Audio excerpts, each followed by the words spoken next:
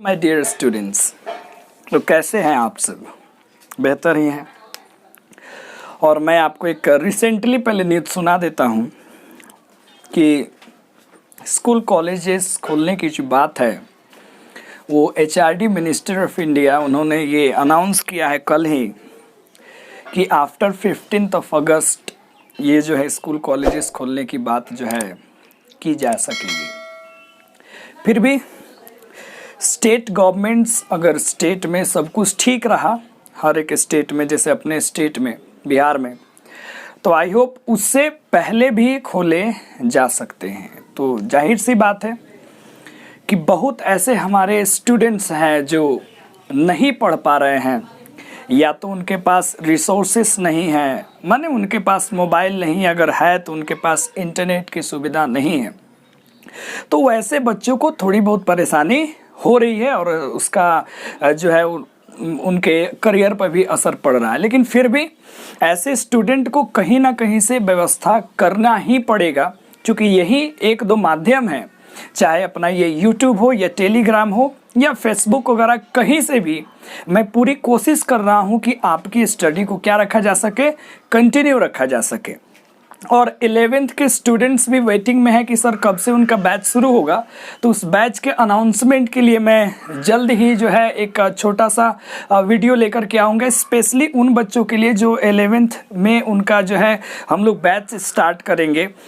क्या होगा बैच देने का तरीका, कैसे वो लोग का बैच हम लोग शुरू करेंगे, फिर सारी चीज़ें जो है उनके लिए अलग से एक टेलीग्राम चैनल बनाया जाएगा, फिर यूट्यूब तो यही एक चैनल यहाँ से जुड़ेंगे। और हाँ, मैंने प्लेलिस्ट भी बना दिया है, अलग अलग चैप्टर्स जो भी पढ़ाए गए हैं तो एक जगह जा कर के पूरे आप कलेक्शन को देख करके पढ़ सकते हैं। ठीक है ना बच्चे?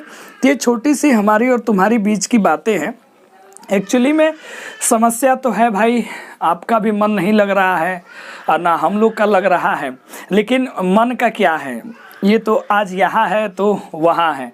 लेकिन जो बात है वो फैक्ट है कि पढ़ना तो पड़ेगा, वो कैसे भी पढ़ना पड़ेगा, तभी जाकर के बोर्ड्स में या अपना करियर बेहतर बन पाएगा, या आप कॉम्पिटिटिव एग्जाम्स में जो है बेहतर इंग्लिश में स्कोर कर पाएंगे। ठीक है बच्चे? तो जैसा कि आप सभी जानते हैं, हम लोग का प्रेपोजिशन का चैप्टर जो है ना बच्चे शुरू हो चुका था। ठीक है? और हम लोग जो है प्रेपोजिशनल फ्रेज या फ्रेजल प्रेपोजिशन कहिए या फिक्स्ड प्रेपोजिशंस कह लीजिए, इस दिशा में हम लोग आगे बढ़ चुके थे। अब कुछ ही वीडियोज और इस पे बाकी है, फिर उसके बाद जो है आप कमेंट बॉक्स में बताना कि कौन सा चैप्टर शुरू किया जाए। जैसे आप सभी को पता है कि या तो इसके बाद मैं ये लेके आऊँगा टाइम एंड टेंस, ठीक है भाई, या फिर वॉइस चैप्टर को शुरू किया जाएगा, या नरेशन चैप्टर है यही है, या अपना क्लॉज थोड़ा सा है, ठीक है ना। और इसी में हम लोग जो सिंथेसिस या एनालिसिस जो पढ़ते हैं वो सारी चीज़ें इसी से रिलेटेड चैप्टर है अपना, ठीक है ना। सिंथेसिस, एनालिसिस या कंबाइन बोलते हैं। तो अगर मूल रूप से इन पूरे चैप्टर्स को देखा जाए ना, तो ये पूरा चैप्टर डिपेंड है टाइम एंड टेंस के ऊपर ही। अगर इसको थोड़ा देर छोड़ दिया जाए, किसके ऊपर डिपेंड है? Time and tense. और टाइम एंड टेंस पूरा का पूरा खेल है भैया वर्ब का। किसका खेल है बोलो? वर्ब का। तो इसके बाद जो है हम लोग मूलतः ये टाइम एंड टेंस चैप्टर शुरू होगा बेहतरीन तरीके से, इस तरीके से जैसा कि आपने जीवन में कभी भी टाइम एंड टेंस नहीं पढ़ा होगा, वैसी पढ़ाई होगी। पूरी तह तक जाएंगे, कंपटीशन सेक्टर्स और एकेडमिक सेक्टर पूरा रगड़ के हम लोग फेंक देंगे, चूँकि इंपॉर्टेंट चैप्टर्स ये है। और रही बात अपने बुक सेक्शन की, वो तो टेलीग्राम में धड़ाधड़ आगे बढ़ते जा रहा है, और इस यूट्यूब पर भी बस थोड़े दिन बाद जो है मैं पोइट्री सेक्शन के कुछ और पोएम्स लेकर के 10th और 12th के आऊँगा। ठीक है ना बच्चे? तो आओ स्टार्ट करते हैं आज के सेशन को। ठीक है? देख लो, चलिए चालू है ना सब? ठीक है। देखिए एक वर्ड होता है, ठीक है ना, एक वर्ड होता है अपोलोजाइज। क्या होता है बच्चे? बोलो जरा। अपोलोजाइज। इस अपोलोजाइज का मतलब होता है क्या? क्षमा मांगना, क्षमा, माफ़ी मांगना। जो आप किसी को बोलते हैं ना, sorry, I am really very sorry. तो ये अपोलोजाइज एक वर्ड होता है जिसके साथ दो प्रेपोजिशंस जो आते हैं। ठीक है? जरा गौर से देखना। एक अपोलोजाइज के साथ टू आता है और एक अपोलोजाइज के साथ क्या आता है? पढ़ के बताओ जता। फॉर। क्या आता है बच्चे? बोलो। फॉर। अब ये टू कहाँ लगेगा और फॉर कहाँ लगेगा, खूब प्यार से समझना। देखो ये प्रेपोजिशन मैं फिर रिपीट कर रहा हूँ कि पूरे फिक्स्ड प्रेपोजिशन या फ्रेजल प्रेपोजिशन को पढ़ा देना सर जी ये बड़ा मुश्किल काम है। तो लगेगा कि ये पूरा वीडियो जो है साल भर चलते चला गया, प्रेपोजिशन हम लोग खेलते चले गए। तो बहुत सारी चीज़ें मैं आपको पीडीएफ के माध्यम से जो है प्रोवाइड करा दूंगा। फिलहाल जो बोर्ड में या जनरली जो प्रेपोजिशन से क्वेश्चन आ जाते हैं हम लोग उसी पे चर्चा कर रहे हैं। तो अपोलोजाइज एक टू और एक क्या लगता है, बोलो बेटा, फॉर। क्या लगता है, फॉर। तो जब किसी व्यक्ति से आपको क्षमा मांगना हो, जब आपको किसी व्यक्ति से अपोलोजाइज लेना होगा, करना होगा, तो यहाँ प्रयोग करेंगे टू का। तो समझ गए होंगे, अपोलोजाइज टू अ पर्सन, किसी व्यक्ति से। लेकिन अगर किसी चीज के लिए आपको क्षमा मांगना है, किसी चीज, कोई आपसे जैसे मिसकंडक्ट हो गया, जैसे आपसे कोई गलत काम हो गया, ठीक है ना, किसी गलत काम के लिए तो हम लोग जनरली अपोलोजाइज का जो है वो वर्ड का इस्तेमाल करते हैं बेटा। तो ये आपको समझ में आना चाहिए, apologise to a person, apologise for something. जैसे मान लो मैं एक एग्जाम्पल लिख रहा हूँ, दोनों से रिलेटेड एग्जाम्पल। जैसे मैंने एक लिखा, ठीक है, कि आई apologise to you because I have made this mistake। समझ में आ गई बात, कि मैं आपसे क्षमा चाहता हूँ, क्षमा मांगता हूँ, क्योंकि I have made this mistake, क्योंकि मैंने ये गलती की है, यानी कि मेरी इस गलती के लिए मैं आपसे क्षमा चाहता हूँ। ठीक है बेटा। दूसरा अगर एग्जाम्पल हम लोग देखते हैं, तो क्या बोलेंगे, आई apologize for this misconduct। ठीक है बच्चे, हमने क्या लिखा, फॉर दिस मिसकंडक्ट। जैसे कि सिविलाइजेशन वाले चैप्टर में हमने कंडक्ट के बारे में बताया था, जिसका मतलब आचरण होता है, और मिसकंडक्ट का मतलब हो गया क्या, बुरा आचरण, बुरा व्यवहार। तो मैं क्षमा चाहता हूं, मुझे माफ कर दीजिए, किसके लिए, फॉर दिस मिसकंडक्ट, इस बुरे आचरण के लिए। तो यहाँ फॉर क्यों लगा, चूंकि ये समथिंग है, किसी चीज, किसी काम के लिए। और यहाँ टू क्यों लगा, बिकॉज यहाँ किसका बात किया गया है, पर्सन का बात किया गया है। तो आई होप आपको कष्ट नहीं होगा अपोलोजाइज टू और अपोलोजाइज फॉर में। तो कृपया take your time and note this all the things on your copy. Okay, फटाफट करेंगे। तो समझ गए, अपोलोजाइज टू और अपोलोजाइज क्या बेटा, बोलो, फॉर के लिए। ठीक है ना। आई होप इसमें कोई तकलीफ हुई है क्या, नहीं हुई है। और बड़ा खुशी हो रहा है कि आप लोग जो है एकदम दिलो-जान से अपने इस चैनल को, अपने इस परिवार को जो है आप समर्थन दे रहे हैं। देखते ही देखते हम लोग, बताइए, कहाँ 100 थे, आज कहाँ जो है 650 के करीब में हम लोग पहुँच रहे हैं। तो मेहनत करिए, आई होप पसंद आ ही रहा होगा और समझ में भी आ रहा होगा।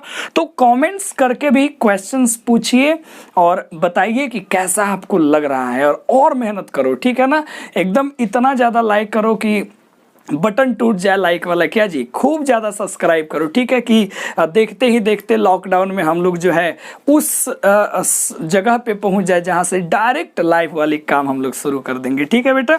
देखो अगला एक मैं प्रेपोजिशन लिख रहा हूं, जरा प्यार से देखना, इसका इस्तेमाल बड़ा होता है। हमने एक वर्ड लिखा बेटा, बोलो क्या, अलाइट। क्या लिखा जी, अलाइट। अलाइट से रिलेटेड ही एक वर्ड होता है, वो थोड़े देर में आएगा, लेकिन उसके साथ ढेर सारे प्रेपोजिशंस लगते हैं। ये अलाइट के साथ 2 प्रेपोजिशंस लगता है। एक तो हम लोग लगाते हैं अलाइट ऑन, और एक लगाते हैं बेटा अलाइट फ्रॉम। अब ये अलाइट का मतलब एक्चुअली में होता क्या है, तो अलाइट का मतलब होता है उतरना। बोलो क्या, उतरना, चढ़ना नहीं। चढ़ना जैसे बस में चढ़ना है, ट्रेन में चढ़ना, तो उसके लिए हम लोग गेट इन, उतरने में गेट ऑफ का प्रयोग करते हैं। यहाँ किसका प्रयोग किया जा रहा है, अलाइट का। तो अब अलाइट ऑन कहाँ आएगा, और अलाइट फ्रॉम कहाँ आएगा, जरा खूब प्यार से समझना।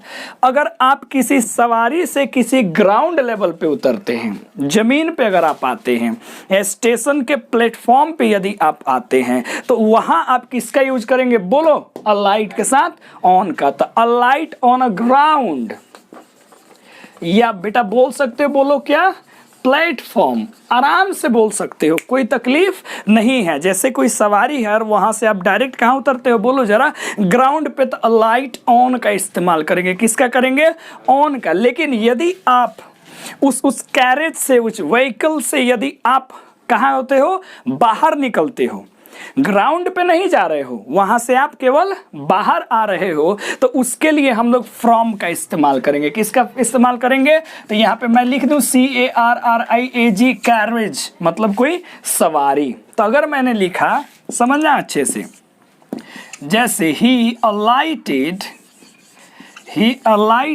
ऑन द प्लेटफॉर्म, प्लेटफॉर्म, तो आप समझ गए होंगे प्लेटफॉर्म की बात हो रही है, तो किसका प्रयोग करेंगे, ऑन का। अगर ऐसे एग्जांपल लिखा कि आई डोंट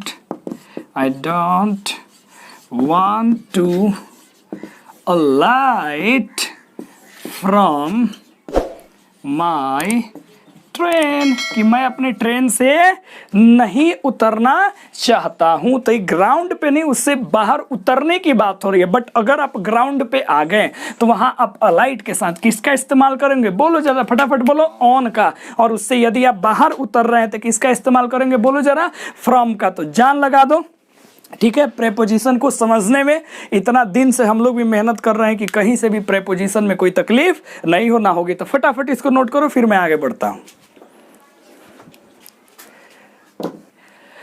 तो कंप्लीट कर लिया होगा ना, तो कोई तकलीफ नहीं है ना, तकलीफ तो चलो जी, तकलीफ को यहां से हटाते हैं, ठीक है। और एक बात की और बहुत जो है खुशी है कि अपने चैनल को बड़ा प्यार मिल रहा है, ठीक है। गुरुजी लोग से जो है आशीर्वाद मिल रहा है कि ठीक जा रहे हैं।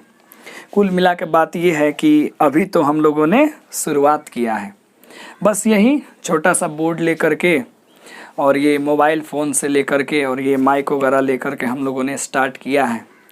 लेकिन अगर ऐसे ही अपना ग्रोथ रेट बढ़ता रहा तो आने वाले वक्त में हम लोग भी पूर्ण रूप से डिजिटल हो जाएंगे। तो क्लासेस अपनी 2 होनी शुरू हो जाएंगी, ऑफलाइन भी और ऑनलाइन भी। अब बच्चे को मन करे तो ऑफलाइन कोर्स वो जा कर के करे, और या तो उसको ऑनलाइन, लेकिन पेड कोर्स वाली सिस्टम लागू हो जाएगी। तो अभी जो है पढ़ लेते हैं, फिर ज़माना आगे अब आपके हाथ में है कि आप कितना जो है ऊपर अपने चैनल को ले जाना चाहते हैं, ठीक है ना। तो मेहनत करते रहिए ऐसे, और इंग्लिश को जान लगा के पढ़िए, ठीक है ना। क्योंकि इस बार अपना टारगेट समझ रहे हैं ना, 96/100 आया था, तो इस बार कैसे भी करके हमको 96 प्लस लाना है। चाहे वो 97 हो, 98 हो, 99 हो या 100 ही क्यों ना आ जाए, लेकिन 1% 1 मार्क बढ़ना भी चाहिए, ठीक है ना, इस बार। तो इसलिए जम के मेहनत करो, ठीक है। रही बात सिलेबस की, तो सरकार अगस्त में खोले, सितंबर में खोले, भैया 1 महीने भी मिल जाएंगे तो रिवीजन इतना जम के करा दूंगा कि आप जो 100 आउट ऑफ 100 स्कोर करने के आप काबिल हो जाओगे, ठीक है। तो टेंशन लेने का नहीं है। चलो देखो आगे। तो एक प्रेपोजिशंस जो एग्जाम में पूछा हुआ है बेटा, देखो वो है कट से, ये कट वर्ड, ठीक है ना। और कट से रिलेटेड जो भी, जैसे एक वर्ड होता है डिवाइड, क्या होता है बोलो जरा, डिवाइड। तो कट कहो और उसी से रिलेटेड डिवाइड, प्रेपोजिशन सेम लगेगा। अब कट के साथ ना 2 प्रेपोजिशन आते हैं, कितने आते हैं बोलो जरा, जी नहीं सुनाई दिया, कितने, 2। एक कट इन आता है और एक आता है कट इनटू। क्या आता है, कट इन और कट इनटू। तो कट का मतलब काटना, डिवाइड का भी हम इस्तेमाल कर सकते हैं, डिवाइड इन या डिवाइड इनटू, नहीं समझे, डिवाइड इन या डिवाइड इनटू। उसी तरह ब्रेक इन या ब्रेक इनटू, लेकिन ब्रेक इनटू का मतलब कुछ और होता है, मैं तुरंत आऊंगा वहां पे। हालांकि कट के जगह आप डिवाइड या ब्रेक वाला भी इस्तेमाल कर सकते हैं, वर्ड सब एक दूसरे से रिलेटेड ही हैं। फिलहाल पहले समझते हैं ना, एक मैं एग्जाम्पल यहाँ पे 1-2 एग्जाम्पल लिख रहा हूँ, आप खुद डिसाइड करना, कट इन भरोगे या कट इनटू भरेगे। और ये अपना PYQ है, माने प्रीवियस ईयर क्वेश्चन है, ये एग्जाम में पूछा हुआ है। तो बेटा ध्यान से पहले देखो एग्जाम्पल, देखो मैं लिख रहा हूँ, पूछा हुआ था cut this Apple that dash 2 pieces, ठीक है। और एक और मैंने लिखा कट दिस एप्पल डैश, ये हमने लिख दिया 5 पीसेस। इधर हो सकता है थोड़ा सा कट रहा होगा, टेंशन मत लेना, ठीक है। 2 पीसेस और इधर मैंने क्या लिखा 5 पीसेस लिखे हैं, ठीक है। अब जरा बताओ इन किस में, इनटू किस में, या इसमें या इसमें या इसमें क्या लगा है जी, बोलो। चलो ठीक है, बता देते हैं हम, ठीक है। यही मज़ा आता है ऑनलाइन बेटा, पढ़ते तो कितना आप लोग कमेंट करते, हम भी फटाफट देखते चलते कि कौन जो है कैसा जो है प्रहार कर रहा है क्वेश्चंस के ऊपर, ठीक है। ज़रा ध्यान से देखो, जब इन का यूज करेंगे ना तो ये हाफ भाग में काटता है। हाफ बोले तो बेटा कितना बोलो 2, 2 पार्ट में। लेकिन अगर इनटू करते हैं ना तो ये मोर देन 2 करता है, मोर देन 2, यानी कि मोर देन 2 पीसेस, 2 से ज्यादा में। अब बोलो 2 भाग में काटना है एप्पल को तो क्या लगाएंगे इन, और 2 से अधिक भाग में लगाना हो तो क्या लगाएंगे इनटू, क्या लगाएंगे इनटू। और यही वाला सवाल तो एग्जाम में पूछा हुआ था कि cut this Apple dash 5 pieces, तो क्या लेके आएंगे बोलो इनटू। और यही मान लो अगर डिवाइड का भी इस्तेमाल होता और कुछ वर्ड होता तो फिर 2 होता तो इन, 2 से ज़्यादा होता तो क्या लगाते बोलो इनटू। फिर वही ब्रेक वाले में भी उसी का हम लोग इस्तेमाल करते, ठीक है। तो इसको नोट करो, फिर मैं आगे बढ़ता हूं।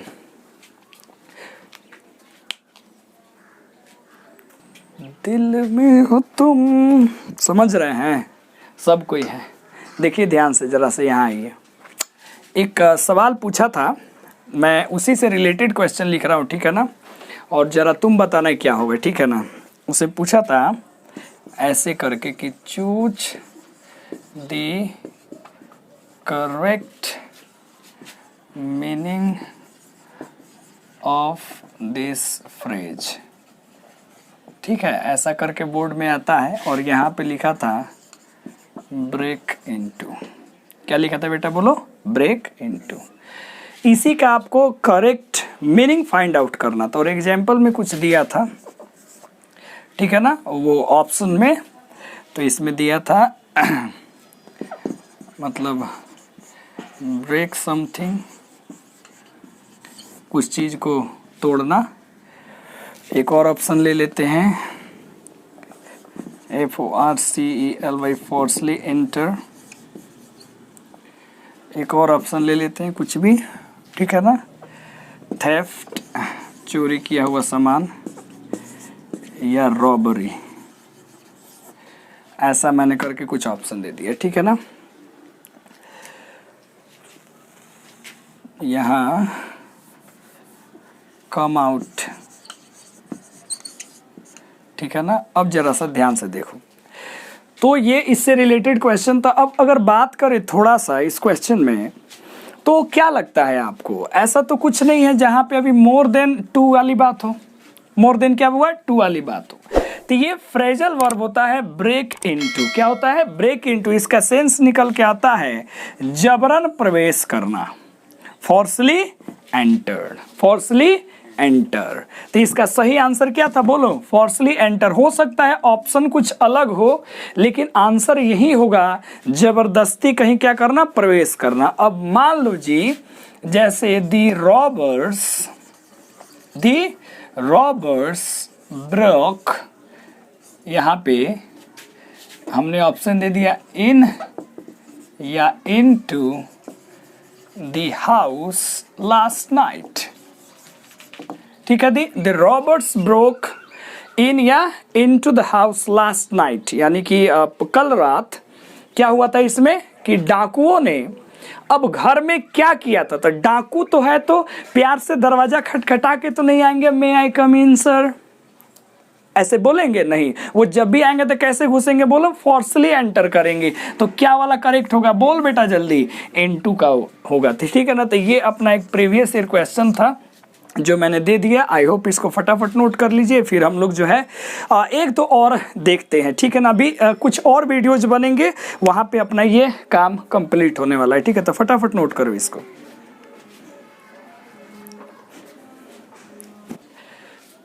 तेरे बिन, चलिए, तो हमने क्या लिख दिया है, कंप्लेन के साथ 3 प्रेपोजिशन लगते हैं, एक टू, एक ऑफ, एक अगेंस्ट। अब कंप्लेन से याद आया कि एक दो चीज और यहाँ लिख लेते हैं ना, फिर एग्जाम्पल पे आएंगे। एक वर्ड आपने बड़ा प्यार से सुना होगा, कॉन्फिडेंट। क्या बेटा, कॉन्फिडेंट के साथ याद कर लेना क्या लगता है, ऑफ। और एक प्रीवियस ईयर क्वेश्चन अपना पूछा हुआ है, कॉन्सियस, कॉन्सियस, इसके साथ भी क्या लगता है, बोलो जरा, ऑफ। तो ये पूछा हुआ है और ये इम्पॉर्टेंट है, पूछ सकता है। मैंने एक साथ लिख दिया क्योंकि ये BCC वाला ग्रुप हम लोग का मान के चलो चल रहा है। अब जरा सा कंप्लेन को देखते हैं, टू कहाँ, ठीक है ना। देखो अब कंप्लेन जो है चेंज होकर के नाउन में बनता है, तो ये बनता है कंप्लेंट। क्या बनता है बोलो, कंप्लेंट, नाउन बनता है, ठीक है ना। कंप्लेन मतलब शिकायत करना, और कंप्लेंट का मतलब क्या होता है, शिकायत। क्या होता है बेटा, शिकायत। अब जरा समझना, अगर किसी व्यक्ति की कंप्लेन किसी दूसरे से करनी हो, नहीं समझे बात को, जैसे आप हैं और आप रोहन का कंप्लेन अगर उसके फादर से कर रहे हैं, आप अगर राम का कंप्लेन जो है ना उसके टीचर या हेडमास्टर से कर रहे हैं, तो इस समय आपको कंप्लेन के साथ टू रखना पड़ेगा। क्या रखना पड़ेगा, तो कंप्लेन टू अ, बोलो जरा क्या, पर्सन। क्या हो जाएगा, कंप्लेन टू अ पर्सन, यानी कि एक आदमी का शिकायत आपको किसी, बोलो, दूसरे से करनी है। अब मैंने लिखा कंप्लेन ऑफ। अब किसी काम के लिए किसी को शिकायत करना है, किसी चीज के लिए किसी को शिकायत, व्यक्ति के लिए नहीं करना है बेटा, किसी चीज के लिए, किसी काम के लिए अगर किसी का शिकायत करना है तो कंप्लेन ऑफ क्या हो जाएगा, समथिंग। कंप्लेन ऑफ समथिंग, ठीक है। अब ये देख लो जी, अगेंस्ट का यूज कहाँ करेंगे। यदि किसी व्यक्ति के खिलाफ आपको स्वयं कंप्लेन करना है, किसी व्यक्ति के अगेंस्ट में, किसी व्यक्ति के खिलाफ, अगेंस्ट का मतलब ही होता है विरोध या खिलाफ। हमने तो पढ़ा हुआ था ना जी कि अगेंस्ट का मतलब बहुत चीज होता है, उसी में से एक आता है के विरोध में। जैसे आई एम अगेंस्ट, मैं अगेंस्ट हूं, किसके, बीजेपी के। द बीजेपी के, कोई कांग्रेस के अगेंस्ट है तो कोई किसी के अगेंस्ट है, कोई किसी के अगेंस्ट है, जैसे कोई लॉ के अगेंस्ट में है, कोई रूल्स के अगेंस्ट में है, तो हम लोग अगेंस्ट के इस्तेमाल करते हैं। और एक और अगेंस्ट का मतलब हमने बताया था ना, किसी चीज से अगर आप टिक करके ऐसे खड़े होते हो या सट करके खड़े होते हो तो वहां भी हम लोग किसका प्रयोग करते हैं, बोलो जरा, अगेंस्ट का इस्तेमाल करना है। तो अगेंस्ट ये भी जाएगा अ पर्सन। बस एग्जाम्पल से क्लियर कर लेना कि ये वाला कहाँ दोगे और ये वाला कहाँ दोगे। जैसे मैं एग्जाम्पल लिख रहा हूं, जरा गौर से देखना, ठीक है ना। अगर मैंने इसका एग्जाम्पल लिखा कि I will complain to the manager if you don't support me. जरा ध्यान से देखो, यहां बात हो रही है मेरी, और मैं किसकी बात कर रहा हूं, किसी दूसरे व्यक्ति की।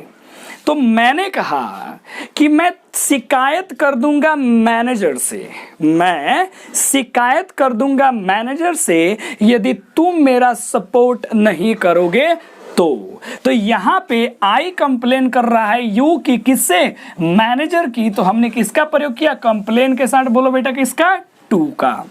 किसका किया जी, बोलो, टू का। अब जैसे इसका हम लोग एग्जाम्पल लेके चलते हैं, तो अगर मैंने कहा कि I will complain of the poor maintenance of the public park.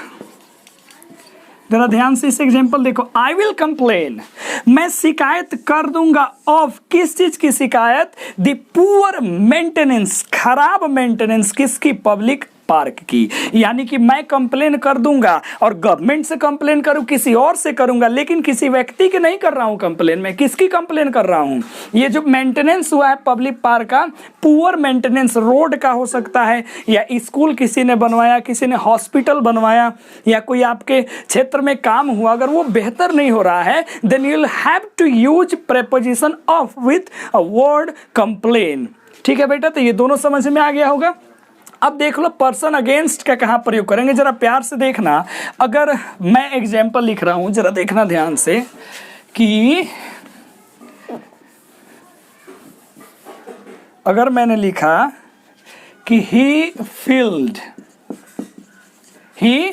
Field complaint against Sohan, उसने कंप्लेंट क्या किया? फील्ड किया। यानी कि फील्ड मतलब क्या? भरा। कोई शिकायत याचिका होगी, उसको उसने भरा। किसके खिलाफ? बोलो, सोहन के खिलाफ। किसके खिलाफ? सोहन के खिलाफ। अब खूब प्यार से समझदा तीनों में डिफरेंस। यानी कि यदि आपको किसी की शिकायत किसी से करनी है तो कंप्लेन टू, यदि किसी चीज को लेकर के कहीं शिकायत करनी है तो कंप्लेन ऑफ, यदि किसी के खिलाफ आपको स्वयं कंप्लेन कर देना है तो बोलो क्या लगाओगे? बोलो कंप्लेन के साथ अगेंस्ट का इस्तेमाल करेंगे। ठीक है। अब उसी प्रकार कॉन्फिडेंट ऑफ, क्या लिखा है मैंने यहां, जरा गौर से देखो। कॉन्फिडेंट ऑफ, तो मैं एग्जांपल ऐसे ही बना सकते हो कि I am confident of my success, मैं अपने सफलता के लिए कॉन्फिडेंट हूं। I am confident of my result in 2021, मैं 2021 में अपने रिजल्ट के लिए कॉन्फिडेंट हूं। Then you have to use always of with this word confident. Okay. Conscious का मतलब होता है सचेत। क्या होता है बेटा? सचेत। मैं हिंदी में लिख दूं, हालांकि इंग्लिश को इंग्लिश में पढ़ने पे ही मजा आता है। ठीक है। सचेत, तो क्या लिखोगे? You must be conscious, you must be conscious of your mistake, तुम्हें अपने गलती के लिए अवश्य ही सचेत होना चाहिए। तो ये प्रेपोजिशन बहुत इंपॉर्टेंट है अपने एग्जाम के दृष्टिकोण से, तो फटाफट इसको नोट कर लीजिए। हाँ जी, करिए नोट फटाफट।